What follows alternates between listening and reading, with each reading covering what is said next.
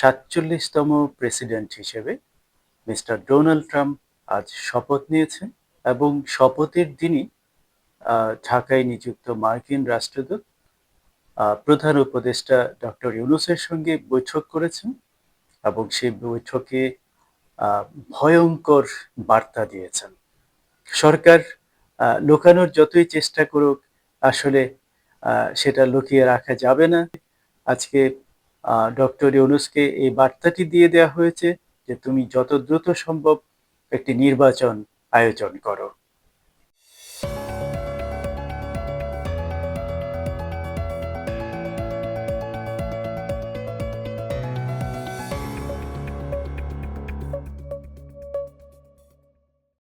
আসসালামু আলাইকুম। সম্মানিত দর্শক শ্রোতা, সবাইকে শুভেচ্ছা।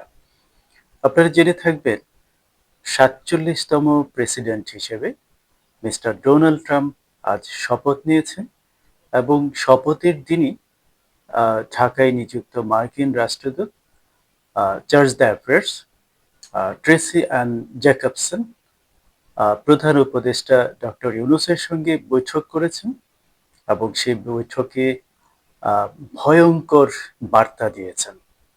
সেই বার্তাটি নিয়ে কথা বলতে চাই। তার আগে সম্মানিত দর্শক শ্রোতা, আপনাদেরকে একটি বিষয়, একটি তথ্য দিতে চাই।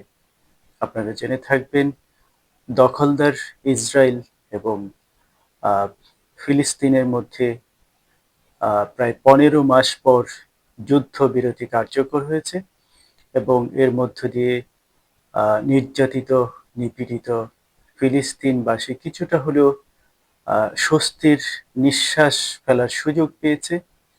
এটি আমাদের জন্য অত্যন্ত আনন্দের একটি বার্তা। আমরা প্রতি মুহূর্তে যারা ফিলিস্তিনের এই দুর্দশাগ্রস্ত মানুষের জন্য সহমর্মিতা জানিয়ে এসেছি, বিশ্বের ধর্ম বর্ণ নির্বিশেষে অগণিত মানুষ তাদের প্রতি সহমর্মিতা জানিয়েছিল। তো আমি এই যুদ্ধবিরতি কার্যকরের পেছনে সত্যিকার অর্থে এই ডোনাল্ড ট্রাম্প, যার অনেক বদনাম আছে, যার আচরণ নিয়ে অনেক ধরনের বিতর্ক আছে, কিন্তু আমি মনে করি ডোনাল্ড ট্রাম্প যে কাজটি করেছেন এটি ইতিহাসে স্বর্ণাক্ষরে লেখা থাকবে এবং আমি আশা করব ডোনাল্ড ট্রাম্প এই যুদ্ধবিরতি শুধু নয়, একটি স্থায়ী সমাধান করে দিতে পারবেন। বিশেষ করে আপনারা জেনে থাকবেন, ফিলিস্তিনে এই যুদ্ধে প্রায় লক্ষাধিক মানুষ আহত হয়েছেন, অর্ধলক্ষ মানুষ প্রাণ হারিয়েছেন, যাদের বেশিরভাগই নারী এবং শিশু ছিল। এটি অত্যন্ত হৃদয় বিদারক। মানে আগ্রাসন সমস্ত রীতিনীতি উপেক্ষা করে, লঙ্ঘন করে, অত্যাধুনিক অস্ত্র প্রয়োগ করে নিরীহ মানুষদের উপর আক্রমণ করা হয়েছে, হসপিটালে আক্রমণ করা হয়েছে, শরণার্থী শিবিরে আক্রমণ করা হয়েছে। ফলে এটি মানবতা বিরোধী, এই সভ্য সমাজে মানবতা বিরোধী যে আগ্রাসন এই পৃথিবী দেখেছে, এটা বোধ করি পৃথিবীর নৃশংসতম ঘটনাগুলোর অন্যতম একটি ঘটনা হিসেবে ইতিহাসে স্থান পাবে। আমি ডোনাল্ড ট্রাম্পের সঙ্গে কাতারের আমির, তাকেও ধন্যবাদ জানাতে চাই। কাতারের আমিরের ক্ষেত্রে যথেষ্ট অগ্রণী ভূমিকা পালন করেছেন এবং ডোনাল্ড ট্রাম্প, আপনারা জেনে থাকবেন, নির্বাচনের আগেই তিনি এই ঘোষণা দিয়েছিলেন যুদ্ধবিরতির বিষয় এবং যুদ্ধমুক্ত একটি বিশ্ব তিনি করতে চান।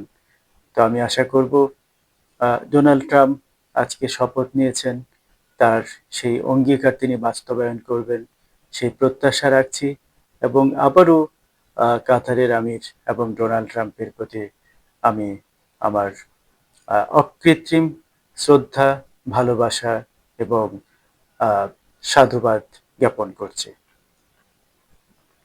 সম্মানিত দর্শক শ্রোতা, যে কথা বলছিলাম, আপনারা জেনে থাকবেন, মার্কিন প্রেসিডেন্ট মিস্টার ডোনাল্ড ট্রাম্প নির্বাচনের মাত্র আহ, এক সপ্তাহ আগে বাংলাদেশে সংখ্যালঘু নির্যাতন নিয়ে ভয়ঙ্কর বার্তা দিয়েছিলেন, আহ, তীব্র নিন্দা জ্ঞাপন করেছিলেন এবং তারই ধারাবাহিকতায় তার রাষ্ট্রদূত আজ প্রধান উপদেষ্টা ডক্টর ইউনূসের সঙ্গে বৈঠক করেছেন এবং সেই বৈঠকে তিনি সংখ্যালঘু ইস্যুতে উদ্বেগ প্রকাশ করেছেন এবং আরো বেশ কিছু বিষয় সংকেত দিয়েছেন।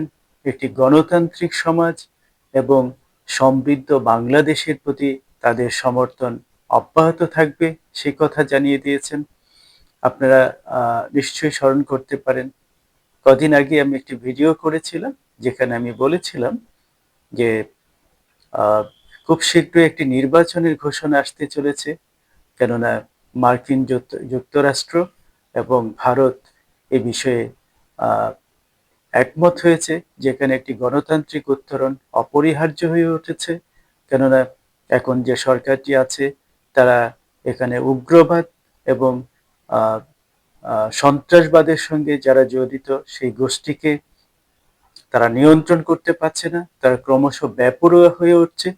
ফলে পশ্চিমারা ইতোমধ্যে এই বিষয়টিতে একমত হয়েছেন এবং আমেরিকা আজকে সেই বার্তাটি ডক্টর ইউনূসকে দিয়ে দিয়েছেন যে আমরা একটি সমৃদ্ধ গণতান্ত্রিক বাংলাদেশকে অব্যাহত সমর্থন দিয়ে যাব। সুতরাং দর্শক শ্রোতা বুঝতেই পাচ্ছেন, আমি কদিন আগে আমার ভিডিওতে যে কথা বলেছিলাম তারই প্রতিফলন কিন্তু এই বৈঠকের বিষয়বস্তু। যদিও আজকে প্রধান উপদেষ্টার দপ্তর থেকে যে সংবাদ বিজ্ঞপ্তি প্রকাশ করা হয়েছে সেখানে কিন্তু এসবের কিছুই ছিল না। আমরা এই তথ্যগুলো জানতে পেরেছি মার্কিন দূতাবাসের প্রকাশিত বিজ্ঞপ্তি থেকে। সুতরাং সরকার লুকানোর যতই চেষ্টা করুক, আসলে সেটা লুকিয়ে রাখা যাবে না, লুকিয়ে রাখা যায় না, সত্য বেরিয়ে আসবেই এবং সেই সত্য কিন্তু বেরিয়ে এসেছে। এবং আমার মার্কিন বিজ্ঞপ্তিতে সেটা স্পষ্ট উল্লেখ না থাকলেও আমার কূটনৈতিক সূত্র বলছে আজকে ডক্টর ইউনূসকে এই বার্তাটি দিয়ে দেওয়া হয়েছে যে তুমি যত দ্রুত সম্ভব একটি নির্বাচন আয়োজন করো। সুতরাং এটি আমাদের জন্য অত্যন্ত আনন্দের বার্তা। গণতন্ত্র এবং গণতান্ত্রিক মূল্যবোধে বিশ্বাসী প্রতিটি মানুষের জন্য এটি অত্যন্ত আনন্দের বার্তা বলেই আমি মনে করছি। সম্মানিত দর্শক শ্রোতা, কথা হবে অন্য কোনো বিষয়ে। সে পর্যন্ত ভালো থাকবেন। আল্লাহ হাফেজ। তবে অবশ্যই প্রশ্ন তুলুন, প্রশ্ন করুন সকল অন্যায়ের বিরুদ্ধে। আল্লাহ হাফেজ।